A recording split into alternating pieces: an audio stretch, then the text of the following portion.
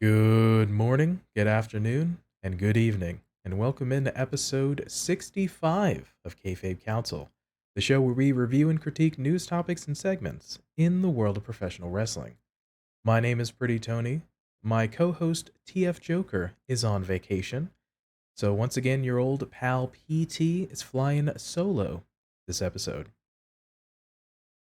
Bear in mind, this episode is going to be a little different as we usually look what happens in the ring and in storyline, but some things of the out of the ring variety dominated the wrestling topics and the wrestling sphere this week. So we're going to look at some of that today.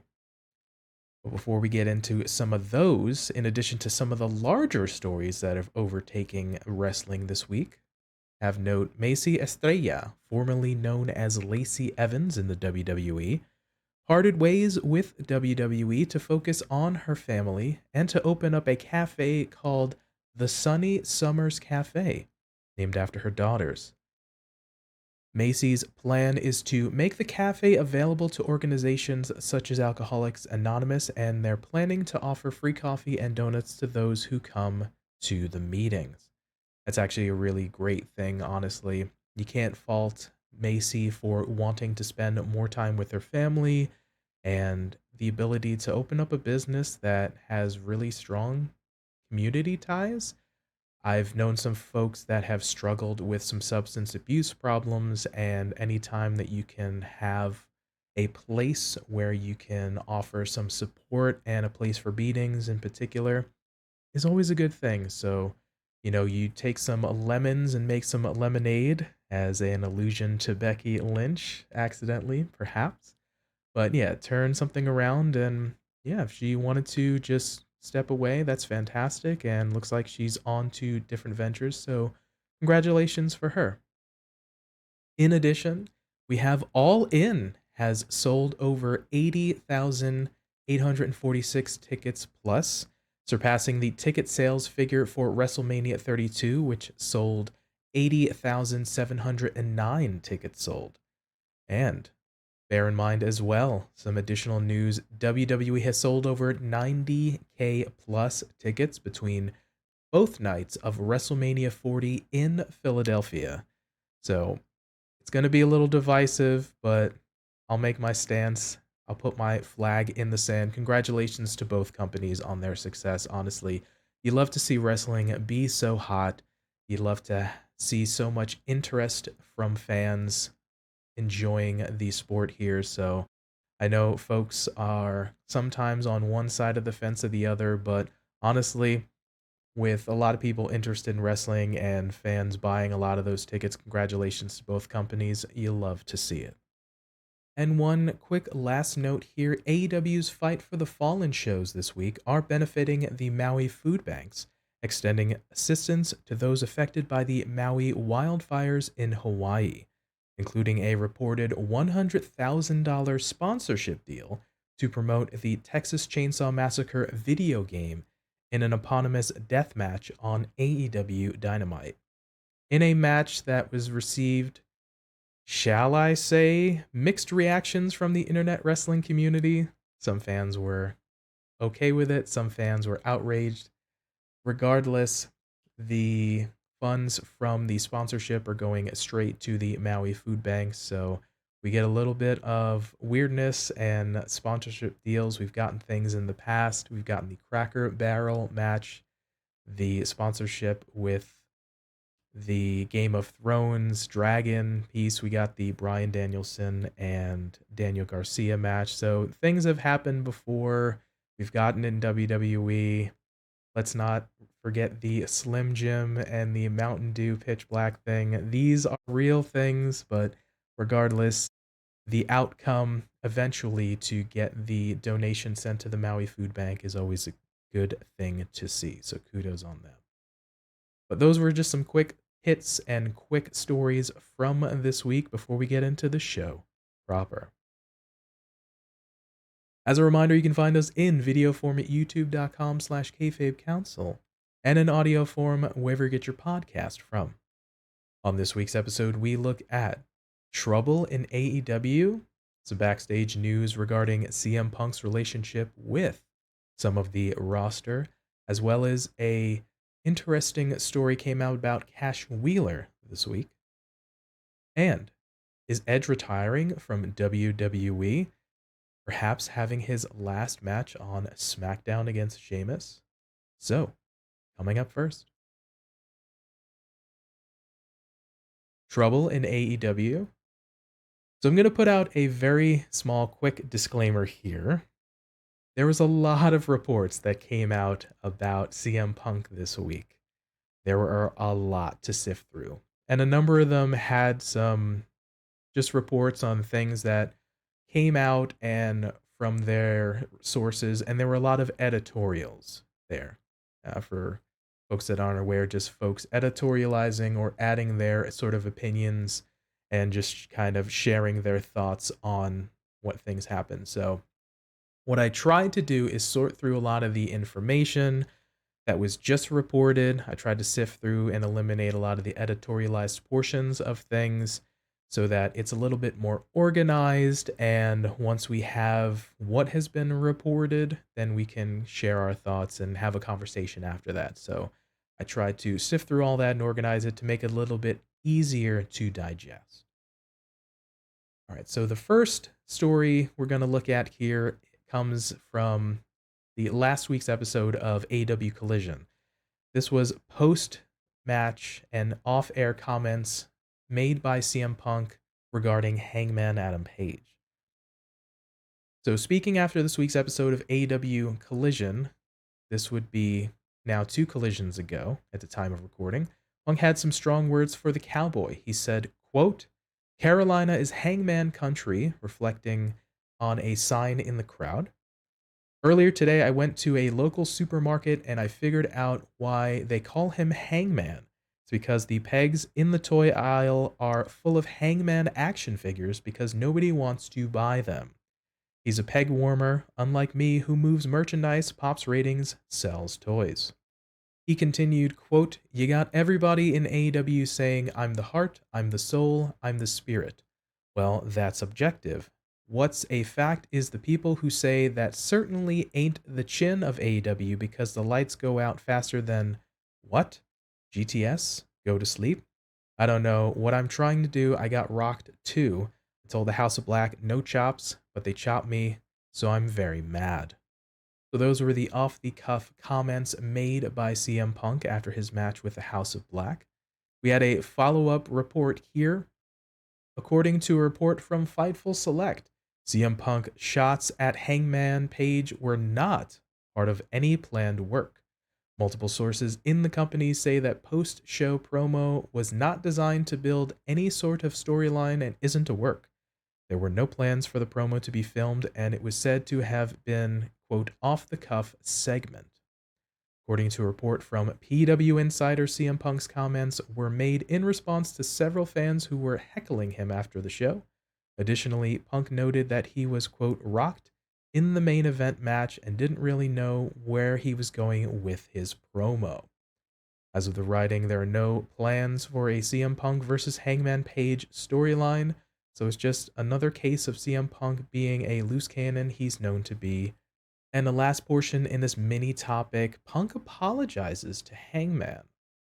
Speaking on a recent edition of Wrestling Observer Radio, Brian Alvarez reported that Punk apologized for his comments after Collision. He said, quote, "He did in fact send a text message to Hangman Page apologizing for the promo on Saturday. This is from both sides. That did happen. He did apologize to him via text message." So, interestingly enough, CM Punk always known to work the fans, work the workers. But in this instance, he was just playing off the cuff. Saw a sign in the crowd regarding Hangman just rolling with the punches. Maybe it came out of context, perhaps, but he ended up circling back and apologizing to Hangman. So there you go. One of those things that just kind of happened, and it is what it is.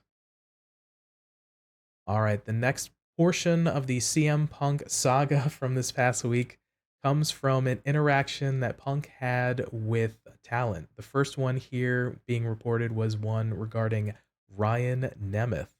Ryan Nemeth was flown in for this past Saturday's AEW Collision TV taping. He was told that he was not needed and sent home once he got to the arena. This comes after Punk took issue with Nemeth over a tweet by the latter after Punk's return promo where he made a reference to, quote, counterfeit bucks. Nemeth's tweet said, quote, literally the softest man alive. PW Torch has a new report regarding the confrontation, noting that they were told it happened in the locker room. The report stated, quote, Punk cornered Nemeth in the locker room, got inches from his face, and angrily and aggressively asked if they had a problem or if they needed to settle things outside. Punk cited to Nemeth that his comments on Twitter inflamed existing tensions and that the optics of the tweet sent a bad message. This incident was witnessed by numerous wrestlers and was characterized as awkward and weird, end quote. Things moved out to the hallway where Punk continued to berate him, and Nemeth defended the tweet by stating that Punk was the one who fired the first shots at the Bucks. But Punk said the tweet was poor timing and they tried to make, quote, the public image they were going for that everyone was either on the same page or at least not inflaming prior issues, end quote. The report noted that many people who worked on the AEW Collision brand had spoken highly of Punk for trying to be a leader and providing a low drama environment. And one other incident that was reported on was Punk having an interaction with Jack Perry. Fightful Select is reporting that towards the start of Punk's Collision run during the events in Canada, the promotion brought in Jungle Boy Jack Perry to film a segment, which led to them having words regarding what Perry had been pushing for. Punk's side claims Perry wanted to use real glass for a backstage segment, and Punk shared his take that Perry did this because he didn't want to work the following week, something seen as a big problem among those in AEW.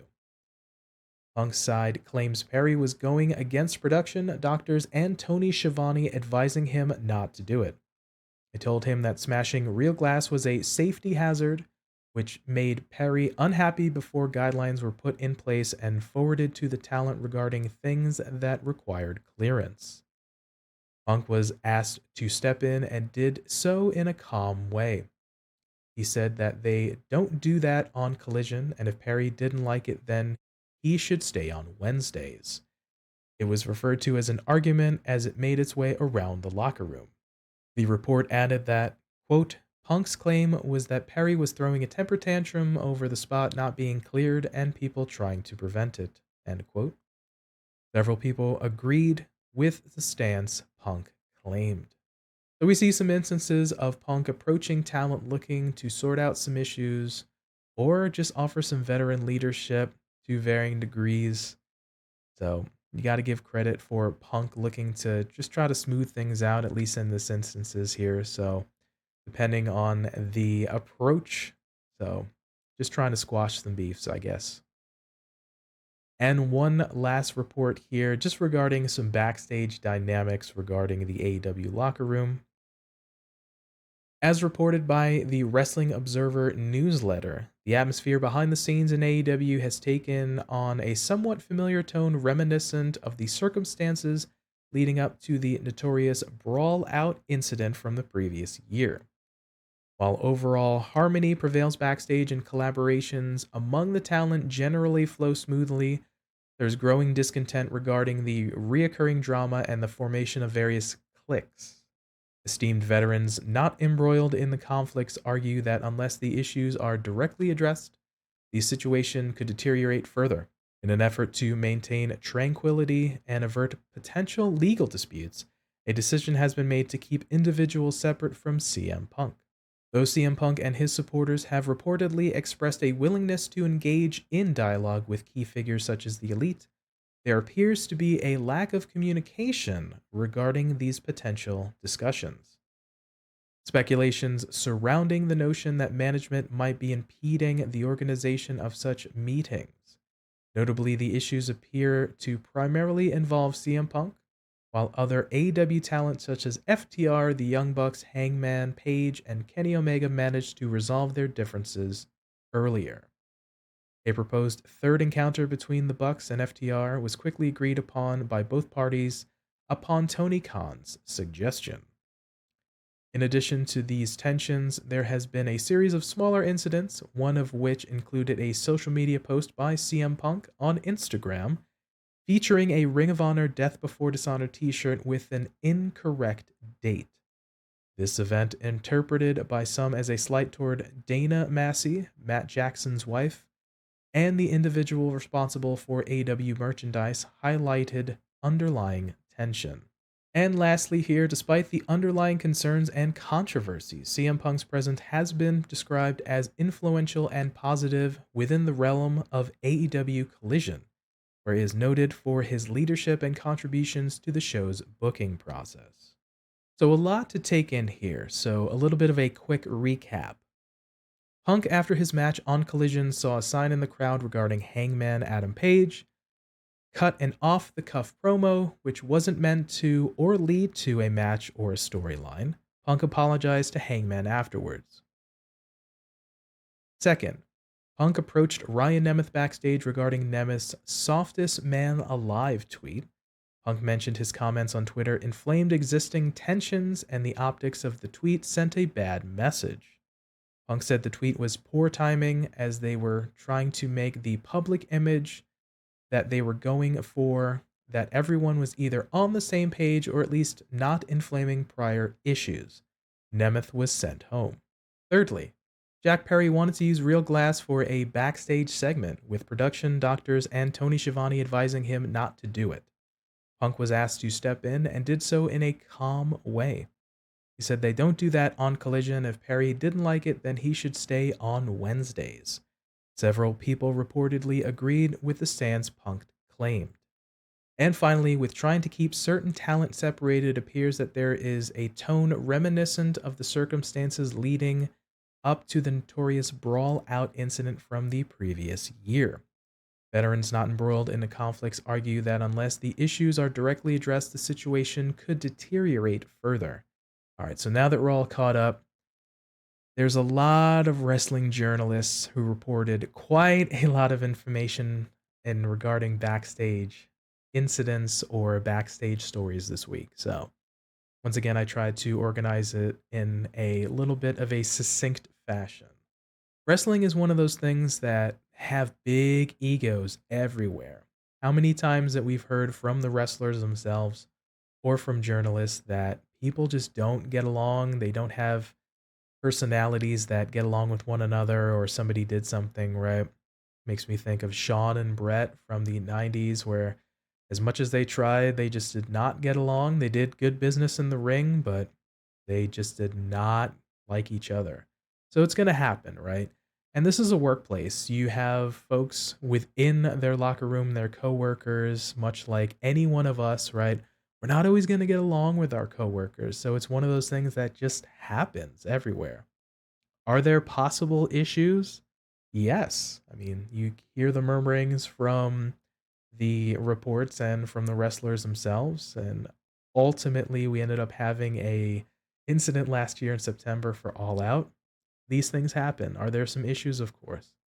Are some things trying to be resolved by people? Yes, of course. We look at the reports we looked at here. CM Punk approaching Ryan Nemeth to a varying degree, looking to have a conversation about some tweets and things like that and stoking flames. Punk being asked to step in with Jack Perry. So you look at, more than often than not, folks don't want drama as much as the public and the internet wrestling community loves to talk about some drama and get engaged. I mean, we're even just chatting about it here today on this episode. A lot of people just want to be left alone and just have a calm and quiet working environment. So looks like folks are trying to work it out. Sure. Are there still things left to be resolved? Of course. I mean, you're always going to have things like that. And we looked at, I mean, there's possibly due to some legal reasons why we may not be able to have some conversations regarding some parties discussing certain things or being asked to stay away from one another. That's possible conjecture, but that's what's been heard. So there could be some bumps in the road as to why some things haven't been resolved. And once again, there's always going to be some cliques and some friend groups. You always, whether you're at school, you're at work, wherever you're going to be, you're going to have people that you enjoy being around, and you end up kind of ganging up on hanging out and at work or school, maybe having lunch together and just, yeah, and backing each other's play. So there's been cliques in wrestling and groups in wrestling backstage and in front of the camera. So it is what it is. It's just a part of business. The friend groups are going to be there. And then, of course, no place, no school, no workplace, no promotion is perfect. We're always going to have some of these issues. So it is what it is. Unfortunately, a lot of these things that tend to get a little bit bigger, whether that's from a sewing circle type of people sharing these things that get reported or possibly get blown out of proportion that get here from the fans, it's going to happen. So it is what it is sometimes, unfortunately, but we try to sort of do the best we can when we're in those situations. So I totally understand. Hopefully, we can work through it and continue to bring us some solid wrestling and good shows going forward. We've got big shows from both companies. We've got All In coming up, followed by All Out for AEW. We've got a big show coming up as well, payback for the WWE. So, a lot of things are going to end up happening, but we'll try to look on the little bit of a brighter side when we can and try to sort things out. And the other topic that we're going to look at here, some unfortunate news was reported as AEW Tag Team Champion Cash Wheeler was arrested this past week. I pulled some articles here just to get some facts. Once again, there were some editorialized things, but I just tried to get a little bit more of just information. FTR's Cash Wheeler was arrested on Friday morning on one count of aggravated assault with a firearm after a July 27th incident where he flashed a gun at another person during a, quote, road rage incident. AEW issued the following statement on the matter, quote, AEW has been made aware of the charge, and we are closely monitoring the situation. Wheeler is fully cooperating with local authorities. Some additional information here. On August 3rd, he pleaded not guilty to the charge through his attorney. In Florida, the charge is classified as a third-degree felony. Wheeler appeared in court earlier this afternoon. This is, of course, on Friday, where the judge signed off on him being released on a $2,500 bond. And last little bit here regarding if Cash Wheeler would be available for All In London. PW Insider is reporting that Wheeler may still be able to take part in AEW All In 2023 following the arrest. Wheeler was not asked to surrender his passport by the Circuit Court of Orange County, Florida, and the court also did not impose any restrictions on the FTR member traveling internationally. Since Cash has not been convicted, he may still be able to work the show in London. So unfortunate timing of this. I mean, to be honest, the timing is never good to have incidents like this. It's something that as AEW is preparing for All In, just leaves a little bit of a black cloud of sorts, shall we say. I'm not a lawyer by any stretch of the imagination. I'm not involved in law enforcement, but it's one of those things that, from what we're hearing, that we are still a go for the match at All In London between FTR and the Young Bucks. At time of recording, the match is still on. So it looks like at the moment, Cash can travel. We're going to look at the positive side of things that, we can still have that third rubber match going forward. There's a lot of things going on, and it can absolutely be construed as a bit of a black eye in terms of things coming out or things happening or occurring just before a major show like All In, of course. But you got to look at a bit more of the brighter side. I mean, we got 80,000 plus people going to be in Wembley for All In. Once again, WWE has just sold over 90K tickets for 2 days of WrestleMania 40 in Philly. Wrestling's hot right now. People are interested. Talent is getting paid. We have so much wrestling to watch throughout the week. Let's just go ahead and be happy to have something for everyone. I know that's a not popular opinion from reading a lot of folks' reaction to this, but hey, some things are going on.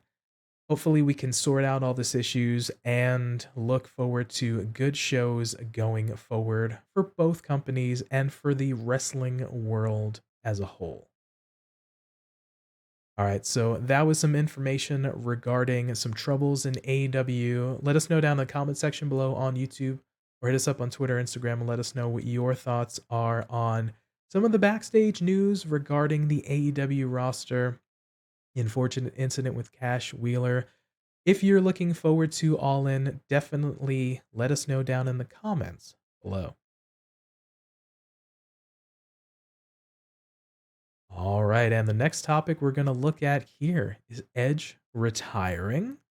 So, during last week's episode of SmackDown, the August 11th show in Calgary, Alberta, Canada, Edge issued a challenge to Sheamus for a match, making a pivotal moment given that the two had never engaged in a one-on-one encounter during their shared tenure in WWE. Flash forward to this past week's episode of SmackDown August 18. WWE celebrated Edge's 25-year anniversary with the promotion. It saw the aforementioned match between Edge and Sheamus, which saw Edge win with a spear. I grabbed some additional information. Actually, Edge addressed the crowd after SmackDown went off the air. Following the show, Edge cut a promo in which he addressed the live crowd, and while the WWE Hall of Famer didn't explicitly say he was done in the ring, he did announce that it was likely his final match in his home city of Toronto. Edge said, quote, "What I can say is that this is my last one in front of y'all. I don't think I can make it another full run to get here again for a match. I'm just being honest with you, but don't let that be a downer because, man, what an experience you all gave me. I will never forget it. I will never forget it. When I'm 84 years old and I don't remember much, I'm damn sure going to remember this. Thank you." End quote.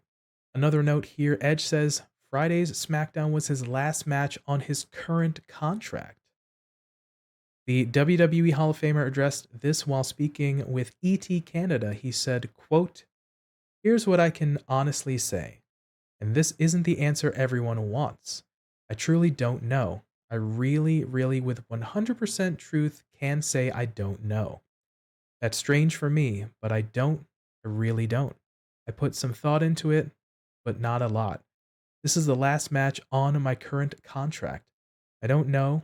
Honestly, I don't know. I probably won't know until I get to the locker room that night and decompress. Let all the anxiety and tension that I never used to have before I performed, I have now. That's strange for me, and it makes it that much harder to do this. I'm going to be 50 in October, and that's not easy anymore. Before, what I used to take for granted to be able to do, now there is a process and a fallout. There's a lot, it's a dream gig, but it's getting really hard." So Edge sharing that this was the last match on his current contract. And one final note here that Edge's contract is not up until the end of September. Speaking to the FAN Morning Show in an interview recorded prior to the SmackDown match, Edge revealed that his contract does not expire until the end of September. Quote, "I can't say I haven't thought about it. I have, for sure. But I realize that I haven't come to any conclusions. And I'm kind of torn, honestly. I don't want to do this to the point where I don't feel like I'm able to have the output that I want. Only I know how I feel when I'm deep into a match. Oof. Okay, didn't do enough cardio. Or I did all the cardio and I still feel this way. That's why I really want to collect myself after this thing. Take a big old deep breath and decide what this is. My contract is up at the end of September. This is my last contracted match. I have a lot of decisions to make. I can't do it now. I have to see how Friday goes. I know that's not a clear answer, but I don't have it yet. End quote. So, what does this mean, honestly? Well, if we're being honest, Edge has had a hell of a career. Multiple time world champion. He's a Money in the Bank holder. He's the first Money in the Bank holder. Royal Rumble winner, King of the Ring. He's a Hall of Famer. His career in WWE speaks to no end of the accolades he's achieved and the influence that he's had on his peers and for wrestlers coming out now. He's been able to achieve so much, but got to bear in mind it's taken its toll on him. His neck injury took him out around 2002 or so. He ended up, of course, taking significant time off around 2011 where he had to retire because of neck issues. So, I mean, it's one of those things that it's a tough thing to have to take all those bumps and everything. And I'm sure all those TLC matches with the Hardys, Dudleys, and of course Christian didn't help his career longevity, but it's taken its toll for sure. Edge mentioning that this is the last match on his current contract, it doesn't necessarily mean that he can't have another one. It's one of those things that, hey, if he just has a set number of matches, if they wanted to have another one, they could, of course, set the money right and potentially do things if that is indeed the case. But it could be one of those things, like he mentioned, this was his last match in Toronto as part of WWE. So, hey, if it was indeed, he went out on top and he had a fun match with Sheamus, and it was great to see. Never a bad thing when you can go out in front of some of your hometown fans. And him mentioning that his contract ends at the end of September. So I know a lot of folks were thinking, hey, is he going to show up at All In London or All Out or something like that? He's mentioning that his contract ends at the end of September. Now, whether that's a little bit of a work shoot ski, whether that's a shoot work ski, remains to be seen. But more than likely, folks should not get their hopes up for seeing Mr. Copeland showing up in London or showing up in Chicago, perhaps. I'm not saying it's not going to happen, but we should at least temper our expectations, to be honest, right?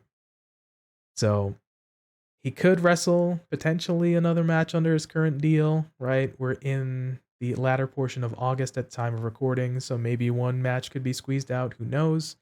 Doesn't mean it's necessarily not going to happen. Of course, he could re-sign with WWE. He's getting up there in age, so it could be something that he might want to do a sporadic match here or there, perhaps a Royal Rumble, a match on a big show like a Saudi show, or working up to like a Mania or something like that. So it doesn't necessarily spell the end for Edge in WWE, nor could it mean that he might not want to potentially seek other ventures. Wink, wink, wink. So it doesn't necessarily, like I said, spell the end. But if this is indeed the end of his in-ring career, the guy's had a hell of a run. So you got to give the guy his flowers, of course. He's a Hall of Famer, and he's just put on so many just fun and engaging matches. So kudos to him. So you hear so many people, of course, in the video package that was played on SmackDown saying how great of a wonderful human being and family man that Edge is, Mr. Adam Copeland. And of course, he's had his in-ring accolades, but by many accounts and by his peers, that he is just a great human being. So you love to see it. You love to see a fantastic person being able to achieve so many great things. So if this is it for Edge, congratulations on a phenomenal in-ring career with WWE. And mind the fact that his ability to walk away and be with his family, be with his friends, be with his wife and kids. What more can you ask from the guy? He's given us so many incredible moments, so many things that he's achieved, and just kudos to the guy.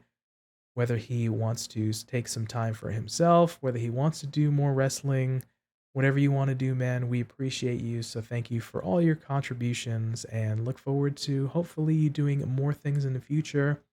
If I'm not mistaken, he's in a Percy Jackson production. So he's got some more acting gigs coming up. So yeah, the guy's just killing it. And for his age, he's in phenomenal shape. He's can show that he can still go and perform. So, like I said, able to be with his family and to continue to live, hopefully, a pain free life. So, thank you for everything that you've done.